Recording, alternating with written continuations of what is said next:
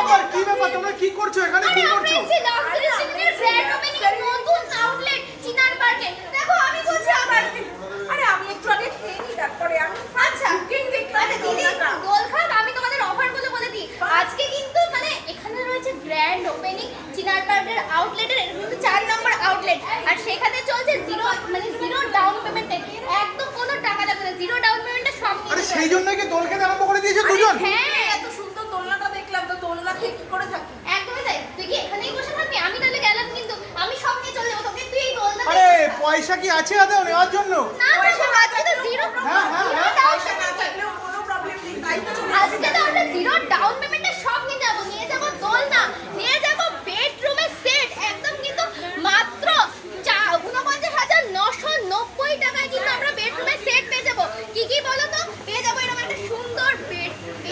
তার সাথে এরকম একটা সুন্দর ম্যাট্রেস পেয়ে যাবো একটা সাইড টেবিল একটা ওয়ার্ড্রোব আর নিচে যে সুন্দর করে সাজানো জন্য একটা ড্রেসিং টেবিল যেখানে আমি আমার দিদিকে সাজাতে দেবো না ওই দেখো দিদি পেছনে পড়ে গেছে কারণ আজকে আমি লুটে নিয়ে যাবো যেমন চারিদিকে লুট চলছে মানে নিয়ে যাওয়ার জায়গা নেই কোথা দিয়ে নিয়ে যাবো জিরো ডাউন পেমেন্ট তার সাথে থাকছে প্রচুর